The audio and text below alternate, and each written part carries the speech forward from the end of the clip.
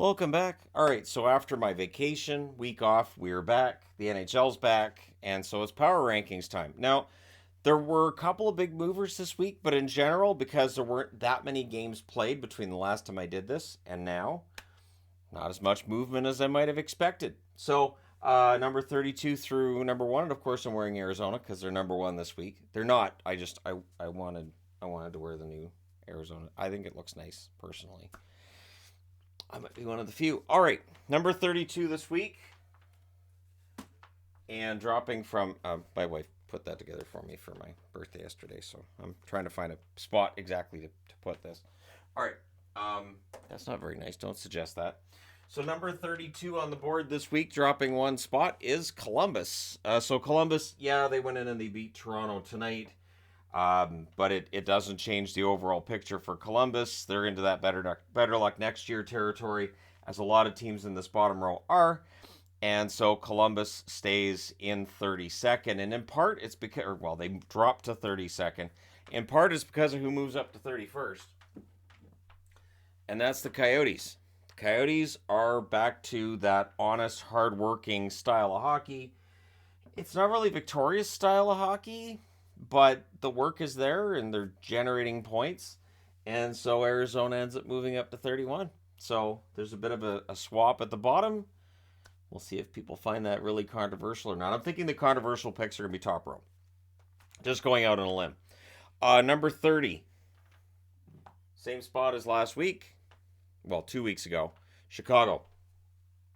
So for the Hawks, it really is just a matter of their record's been miserable for most of the season. So even though they've been better lately, and by lately I mean over the last, 3-4 weeks, they're still 30th on the board. So they're not last anymore, but they're close to it. They're adjacent to last place, just a couple spots ahead of, and we'll see if they stay there.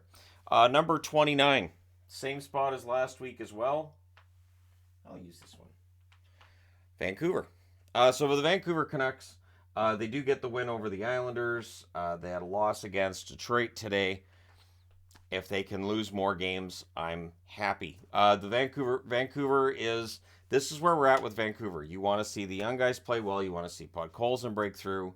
You want to see some encouraging play from your star players, and losses, regulation losses, and a lot of them. So that's where we're at with Vancouver. I'm hoping they stay in the bottom row the rest of the season. They have this annoying ability to suddenly do well towards the end of a season and play themselves out of a potential top draft pick, which they then assure us there's no guarantee of that top draft pick anyways. And then that spot they were in ends up being the one that gets that top draft pick. Number 28, dropping one spot from last week, Montreal. So Habs fans kind of tired of the color blue when it comes to their jerseys. Marty St. Louis, very outspoken after they won, wearing the powder blue today, that he's glad that they're gone. I kind of liked him. I like the Expos throwback, and it feels like that's forgotten, that the blue color they were wearing as the flag of Montreal. It's an Expos throwback, but people hate it. So I guess Montreal's done wearing the color blue. We'll see what happens the next time they have some kind of a specialty jersey. Montreal does have some old designs they can use, but they have leaves on the front of them. So do you see a Montreal team wearing a leaf again? I don't know. Things can get really controversial. Number 27. So with them dropping, another team has to move up, and it's San Jose. San Jose moves up one spot. They just switch spots with Montreal. For San Jose, they're playing out the string, but they're playing well. And again, as a Canuck fan, I hope they win a lot of games down the stretch. I think it'd be great for San Jose to win a bunch of games, move up the standings a little bit, feel pretty good about themselves going towards next season. Get some points and end up having the standings finish somewhere like this. So for San Jose, they end up moving up one spot this week. Number 26. I have not forgotten Anaheim. The one thing with Anaheim is they have had a decent record over the last month. Decent enough that they end up moving up to 26th. Over the 2 weeks ago, they moved up to 26th. They stay there this week. We'll see if they stay there beyond this week. It does feel like San Jose is going to end up ahead of them, but Anaheim, it will be interesting to see where things fall and whether or not they get that number one draft pick, because I don't know that they're the team that needs Bedard the most, but it would be very marketable to have Zegras and Bedard playing together. And I think the NHL would love that. And I think immediately if the Ducks were to win the draft lottery, we would start hearing, this is an NHL plot because we got to have Bedard and Zegras together. And now that I've said it, there's Ducks fans going, that would be fun. And I will agree, that would make the Ducks a lot of fun to watch. All right, the last team in the bottom row, number 25 this week. And dropping one spot to fall into the bottom row is St. Louis. St. Louis looked like they were going to win that game easy over Arizona tonight. And I thought, well, maybe they'll move out of the bottom row then if they... No. They blow a 3-goal lead against Arizona. And for St. Louis, they win it, right? But it's the how. And this is the thing that people sometimes lose sight of when I'm doing these power rankings. That's why I did a video to post while I was on holiday, explaining the power rankings and why certain winning streaks do or don't make a big difference. And with St. Louis, a win tonight, I didn't think told us that St. Louis is necessarily better because they had a 3-goal lead against Arizona, a team that doesn't score a lot, and they couldn't hold it. So St. Louis is a pretty fragile team right now that as soon as things start rolling the wrong way, they build up a lot of steam quickly. Number 24, moving up one spot from where they were 2 weeks ago, and I apologize for all the times I'm going to say last week, Ottawa. So for the Sens, they're out of the bottom row. But for the Sens, there's the frustrating 1 step forward, 2 steps back. Plus, you've got Forsberg now got stretchered off the ice, and they're going to have an MRI with him. We'll find out what's going on there. They were already without Talbot. So it's Sogard's net then, I guess. It's going to be interesting to see what happens with the Ottawa Senators. Did they pick up a goaltender? And I'm talking like a third stringer or fourth stringer, somebody with just some NHL experience, your Andrew Hammond type, although he's retired. That kind of goaltender. And again, for Ottawa, they want to stay in the hunt. They really want to stay in the hunt, but it's going to be really difficult if both Forsberg and Talbot are on the shelf. Number 23. Same spot as last week. Detroit. So for the Wings, they get victories over Calgary and Vancouver. It moved them up this week, actually, from where they were to finish off before the break. So for Detroit, they're 23rd. Their season has been... It does feel like they're kind of on an upswing. I still don't think they make the playoffs. I still think that there's just too many teams to jump over, and there's just not enough games left. But for Detroit, the fact that they're playing games that mean something, and they're within single digits of a playoff spot this late in the season, to me that already shows some progression for this team. And the play of guys like Berggren, Seider has really picked it up after a slow start. Things are pretty good with Detroit. All right, number 22. You just can't get caught up on the results and the playoff standings and they have to make the playoffs kind of thing. Because I know there's some Wings fans that really want to see the playoffs again, and I agree, but you've got to do that build right. So at number 22, same spot as 2 weeks ago, Philadelphia. Philadelphia works hard. They block shots. They get sticks in the lanes to break up passes, and they can't score. This is really the storyline with Philadelphia. They are a team that has issues with goal scoring, and that's just going to be the case the rest of this season. And then it becomes a matter of what do you do in the offseason. The other problem is they're still getting points. So they're still getting enough points because Tortorella even said this week, we don't want to be playing games that don't mean anything. So I want to keep winning games and keep getting points because I want us to be close.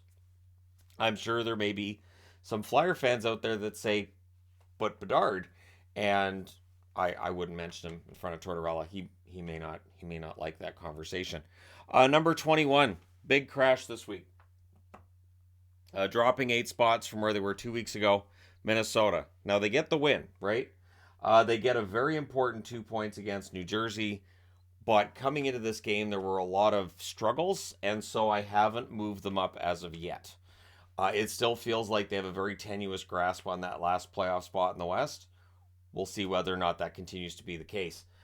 For Minnesota, maybe tonight is that turnaround that's beginning, but I do still have some concerns about players that are cold. Do you go with Gustafsson going forward? I've advocated for that before. But yeah, I mean, Fleury wasn't playing badly during this losing skid, and yeah, we'll see. Maybe Minnesota's pulling themselves out. Maybe this is the lowest they're going to get, but yeah, they dropped pretty substantially over the last couple of weeks. Number 20, dropping a couple of spots from where they were 2 weeks ago, the last time I did this, is Buffalo. And I feel bad. Like, it just feels like every time Buffalo gets close and they're in a position where they control their destiny. They take that destiny out of their own hands with losses. Today against Calgary, they're up 2-0. They had no business being ahead in that game. They were outplayed badly in the first, but they didn't come out and play well enough in the second and third period to hold that lead. And so that's frustrating, and that's something that is concerning. And their home record is not good. This is a team that should be much better at home than they are. They're very good on the road. They've got to figure this out because that home record absolutely will kill their playoff hopes sooner rather than later. Number 19, same spot that they were 2 weeks ago, Calgary. Calgary's really up and down. They had the big win today over Buffalo, but they had the loss against Detroit. And so, we'll see with Calgary where they're at the end of all this. They could very well end up still getting a playoff spot. They are in the hunt, right? They're right there with teams like Colorado and Minnesota, and Nashville's right there with them at this point as well. But for Calgary, again, I want to see what they can do in their next game. Beating Buffalo, great. That's fantastic. They got the no mercy magnet on their game today. We'll see whether or not this carries over to the next game, or if it's more indicative of Buffalo's play than it is of Calgary's. So, a lot going on there.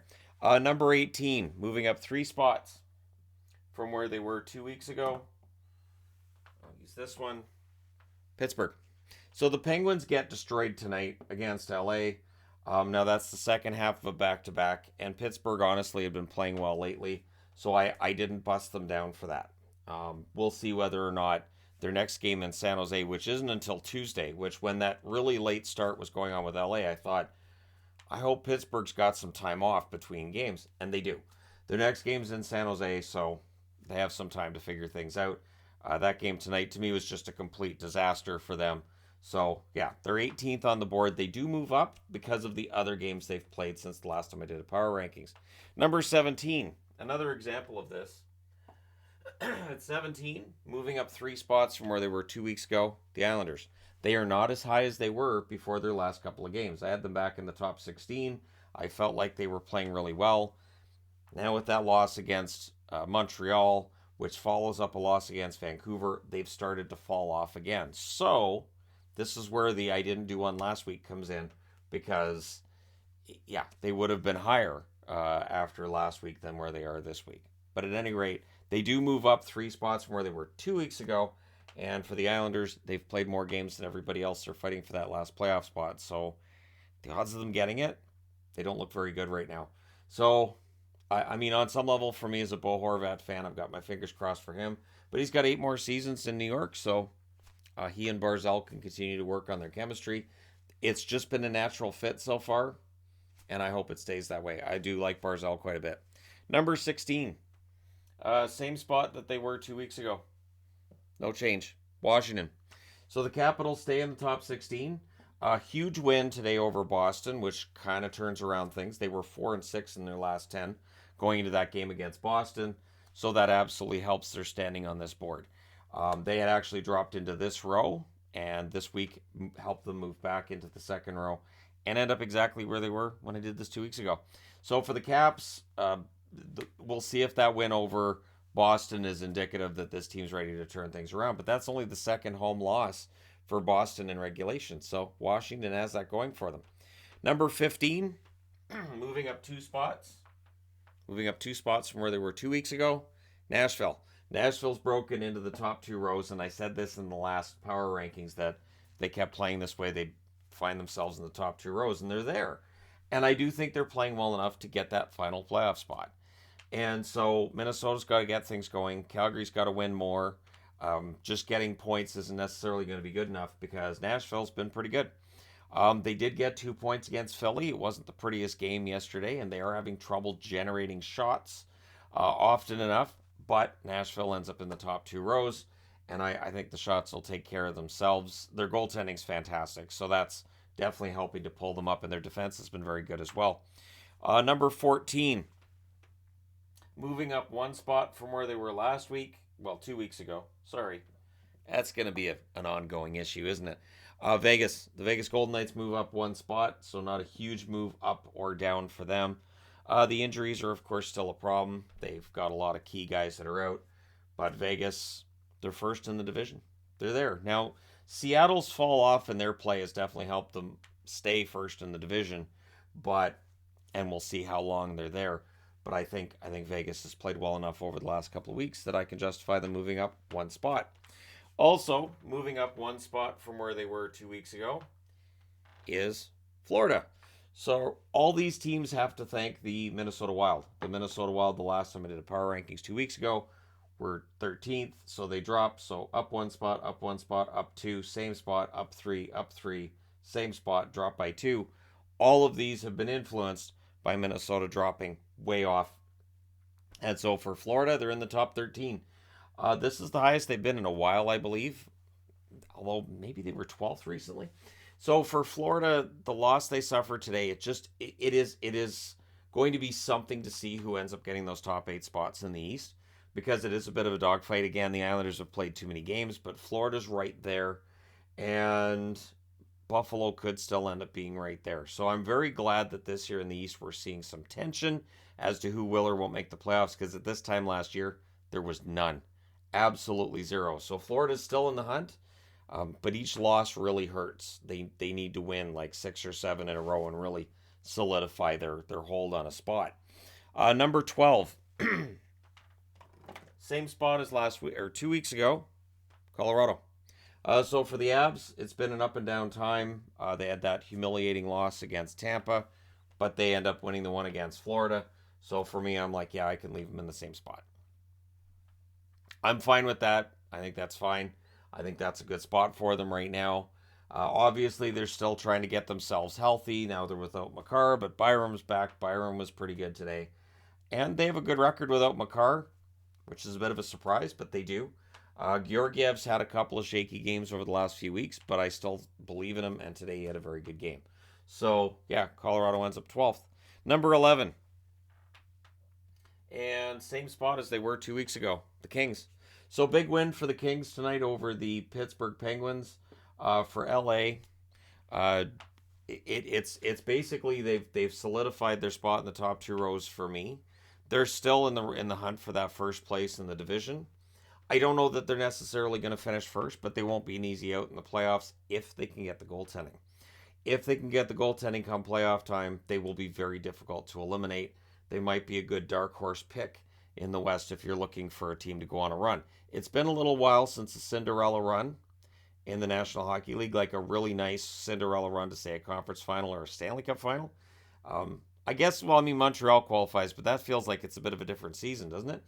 But yeah, maybe the Kings are a team that's going to go on a bit of a run this year. We'll see. I really think that while the Pacific has this mediocrity, and it is mediocre, there's still that potential for a team to end up going on a bit of a run. All right, number 10, dropping one spot from last week, is Winnipeg. For the Jets, there's been some sloppy play. Putting together the full 60 minutes has been a challenge. They're still top 10, though, and they're still not that far out of first place in the division. Dallas is not running away with the division at this point, so that benefits Winnipeg. If Dallas wasn't losing games in overtime, if they weren't, the game they lost today against Tampa being an example, we would see them basically running away and hiding with the division. But it's open. It's right there for Winnipeg, or maybe even for Colorado if Colorado can start racking up wins. The Jets are right there, but again, they dropped one spot from last week. Number 9. And dropping 3 spots from last week is Seattle. That's right, the Kraken are no longer in the top row.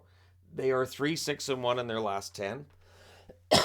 Now, I didn't bust them down further because I don't feel like that's fair, and I don't like to have an overly reactionary board. But the 3-6-1 in their last 10 is problematic. So is the fact that they're starting to lose on the road. Being road warriors as they are, the thing is, it's an East Coast swing. I'm kind of used to seeing teams on the West Coast go East Coast and suffer. And just in general, teams go through some of those Eastern-based teams. And you'll see when you get to the top of the power rankings board, there's a lot of East. And I can't really argue against the idea that the East is the much stronger conference. Once it gets to playoff time, it's anybody's bet. But yeah, Seattle should still be a playoff team. That shouldn't be a problem. But it's really a schmozzle in the Pacific. And they're not that far from being below the playoff line. So they've really got to get it together. Top row, number 8. And moving up 2 spots to get back in the top row is Dallas.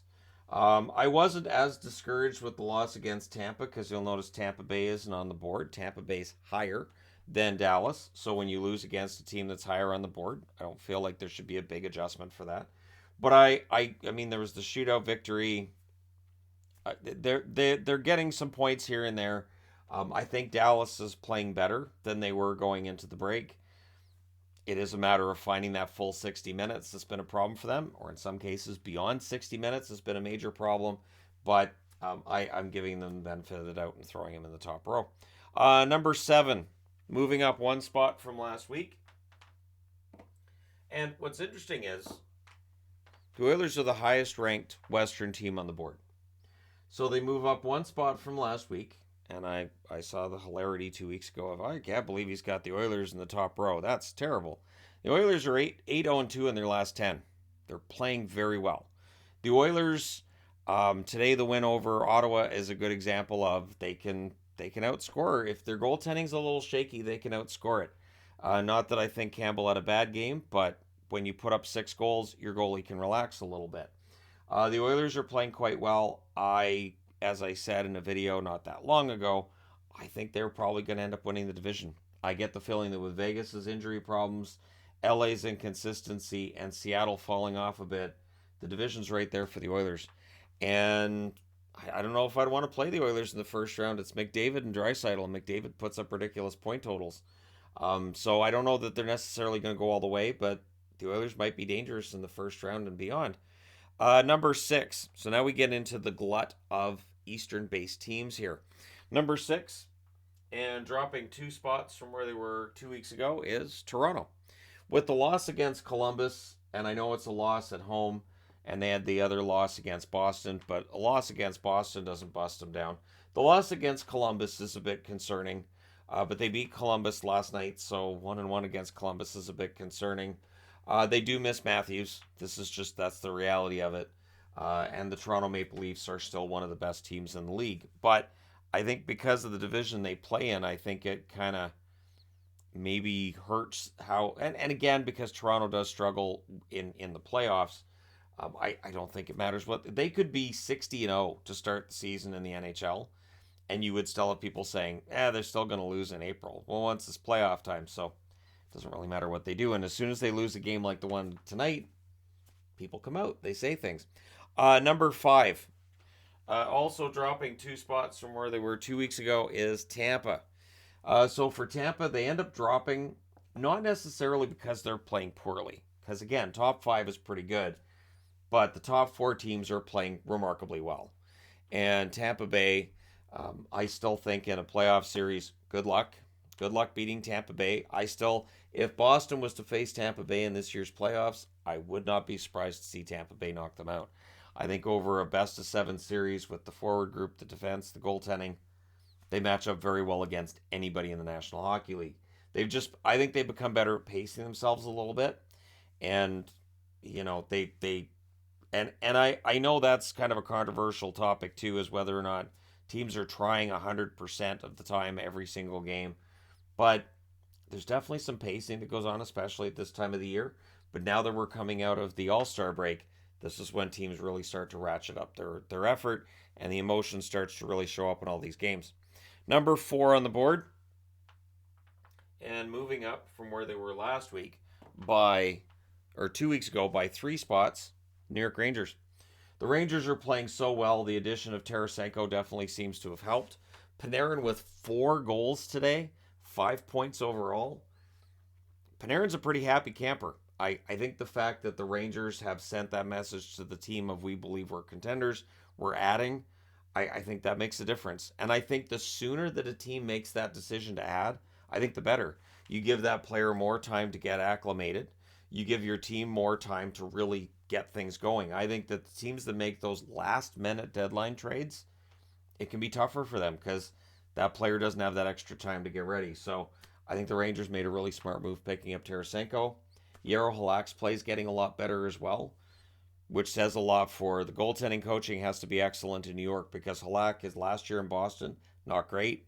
The 1 year in Vancouver, not great either. But in New York, after a rough start, he's really picked it up. Number 3 on the board. And dropping 2 spots from last week is Boston.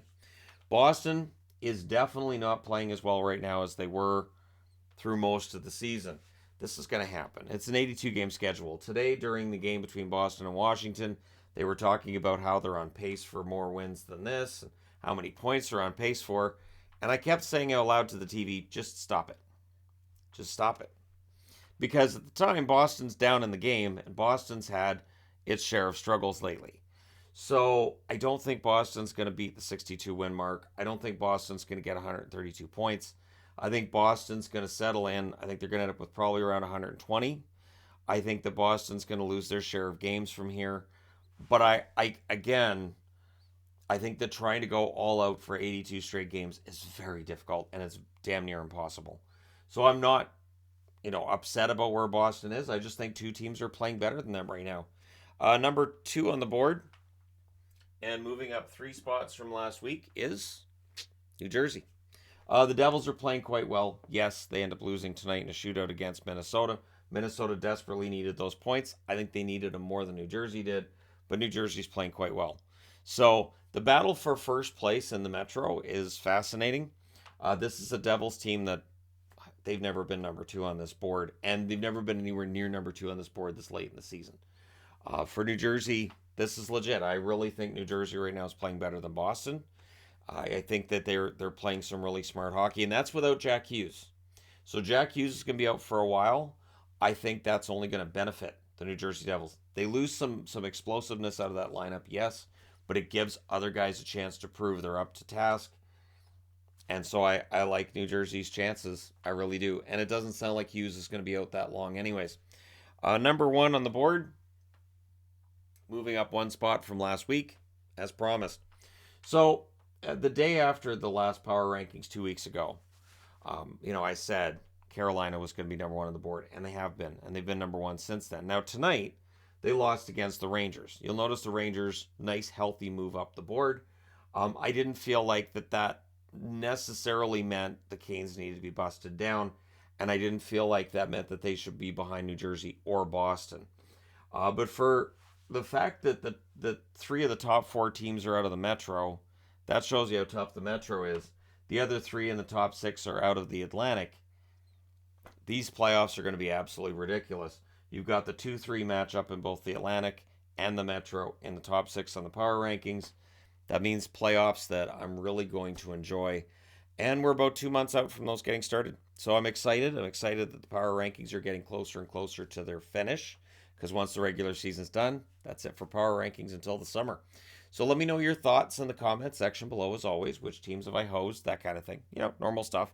Don't forget to hit like and subscribe if you're browsing your way through. You just happened upon this video. Thank you guys so much for all your support. I will talk to you again soon.